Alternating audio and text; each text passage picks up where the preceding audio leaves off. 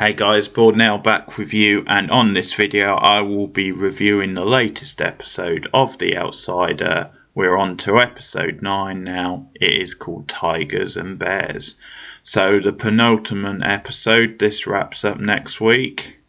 And I have to say, not a lot to talk about in this episode. It does feel like a bit of a filler episode. It sort of has that feel of the episode you sort of do before the finale, where you're just setting things up for the finale, and it's pretty slow, quite tedious at times. Something I haven't said much about this show. And still some interesting moments, and I really like the ending. Actually, I thought that really landed, but yeah, overall not a great deal happening, and it does sort of highlight then this series. While it has been good and I've enjoyed it, I've enjoyed the suspense and the characters, I think it does show that 10 episodes was stretching it out a little bit. But anyway, this was definitely one of the weaker episodes of the 10 so far, of the 9 anyway. But I'll talk about the ending obviously, but one of the thing is they discovered last week that Claude had been infected and that El Coco had arrived in the town and caught up with him because his doppelganger version of Claude appeared. It obviously went after the boy, and it's the fallout from that, the fact then that was the guy in the hood, or the mask if you like.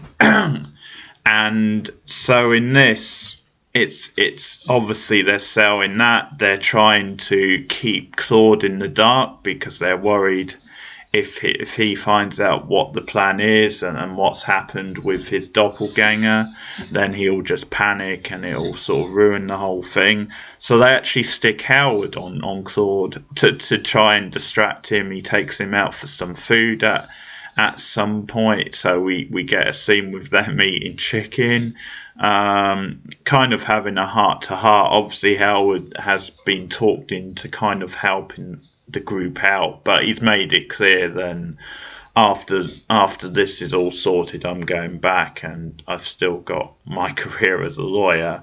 He does have, I mean, the scenes with him and Claude don't add too much, but one line I do like is when Claude points out then Howard actually represented him once because he's got this history as a criminal, and Howard doesn't particularly remember him, which is sort of funny. But even funnier is the fact, or his line where he says to Claude, it's it's a compliment. I've represented a lot of scumbags over the years, and you're just not bad enough, essentially, is what he's saying to sort of stand out. So yeah, he means it as a compliment in Howard's sort of way. So they're distracting Claude. At the same time, Ralph wants access to the family that the El Coco went after, the doppelganger version of Claude last week. He wants to interview them, because he says to the local police, we'll sort this out, but just give us some time. We want to interview the family. So you get a scene with that, and they obviously talk to the boy. They also talk to the father, and one of their big concerns is making sure that the boy nor the father has been infected. So that was certainly like ambiguous sort of thing because of the way the thing lunged at them. And the father says not as far as I know, and I still wonder if that's going to be a twist at the end of the series where it turns out this family, one of them at least, has had the virus passed on. But we'll see about that. The father mentions how he had a weird look in his eyes, that being the thing. A lot of this, you just get different sort of character beats sort of bouncing around. Holly and Andy have a couple of nice scenes. They go off to the cemetery because for part of this episode, I think it's Sel, who's this British actor I recognise from adverts, weirdly, but the brother of Claude, he's being very difficult with them. And at one point, Holly sort of stands up to him and says, if you're not on board, you're just going to make things worse. You're not helping. And that kind of gets sort of a reaction. But they're talking about the history of the family and are they buried anywhere near here, because that's something which might attract El Coco. And again, Sal, the brother, mentioned, we're actually buried in caves. And that becomes a big part of the episode, where you have flashbacks of dating all the way back to the 20s, where members of their family were trapped in these caves. So the episode opens with these two boys wandering in the woods. And I think this stuff is quite effective. I think it's quite suspenseful. I know the flashback might drag it down a little bit. It's just another long flashback, but I do like actually the two boys wandering and the suspense of that. And so they go to these caves and they're trapped in the cage, and then the cave, and then the father kind of gets together a search party, and they track them down to the caves, but then the search party gets trapped in the caves. And there's this whole thing, and as it turns out, it's blood relatives of Claude and his brother. And so it's become this sort of notorious thing around the town, and this really sort of like notorious history. But it's almost symbolic. That's where their family are sort of buried, rather than the cemetery. So that's something obviously Sal is reluctant to sort of pass on. And there's this detail about, obviously, the thing has been taken up base in a bear cave in particular, and this is what this cave is a bear cave. And so when Ralph and the others start asking around, they say, well, we don't have any bear caves around here. We have other sorts of caves, tiger caves, different animals, but no bear. And that's obviously when that information becomes more important about the family. So at first, Holly and Andy just go off to like these gravesites, the local graves, just to search if there's any like particular names that pop up that are relevant. And we get a couple of nice scenes with them in this episode, because Andy, we haven't seen much of him.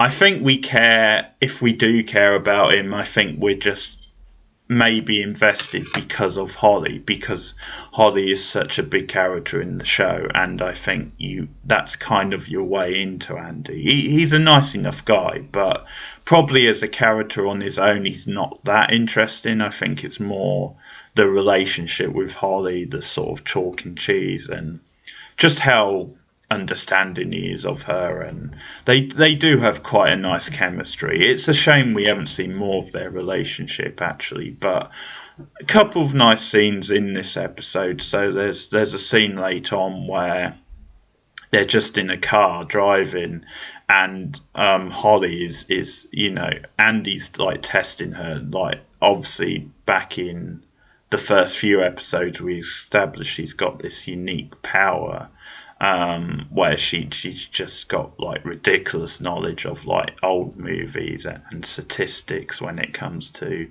movies and pop records. So Andy's just testing her on that, and of course Holly's hitting a home run.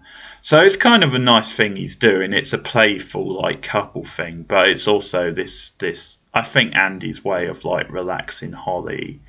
But yeah, we all build to. It all builds to them going to the caves at the end, and obviously they get this information. And so the way the end does play out, I think is pretty effective. I sort of, because they all drive off in cars, and I like the shot of the cars arriving, like this overhead aerial shot. It's almost like a scene from the Western, which I think is nicely done. And you get them individually in cars. Earlier in the episode, you get Jeannie, who's really concerned about Ralph, and because she's back home now, and she's just talks to him over the phone and says, actually, stay away from this thing, it's dangerous. But Ralph, who has become more of a believer, obviously now, He's never taken that attitude. He's always taken the attitude, well, things are in motion, this thing is already out there, it's just how you stop it, which is a very typical attitude, I think, for someone in law enforcement, maybe. But yeah, I mean, there's not a lot to that scene, but interesting than Janine's concern, and she almost crashes a car, or she does crash it potentially as a result. We also get a scene with her and Glory where again, Glory is more softened towards Jeannie, and they're keeping their friendships. And Jeannie says this thing about, I had no idea what Holly was going to say that day at the meeting, which is still one of the standout scenes of this series. But Glory says, yeah, but you still believed her all the way along. And Jean says, yes, and I still do. So they sort of come together. Glory's a bit more on board, but we build to this end scene at the cave. And Jack's there. He's still being controlled by Al Coco. And he shoots at them several shots. And he kills one of them, which I think was Alec. Alec gets taken out. There's shots at quite near to Ralph, several others. Dramatic ending, it cuts to black, and we hear the bullets, several bullets. So not the best episode, but a pretty dramatic ending. That's this week's Outsider, episode 9. Let me know your thoughts and comments. If you've seen the episode, what you think of the series. As I said, not the best episode, but we're getting ready for the finale. Overall, I've liked it. It'll be interesting to see what happens in the finale. I did like the ending, at least. I thought that was well done. So we'll see what happens moving forward. One more episode. I'll be back with the review again next week and a summary of the series. Thanks for listening, and look out for more TV reviews coming up soon. Thanks. Goodbye.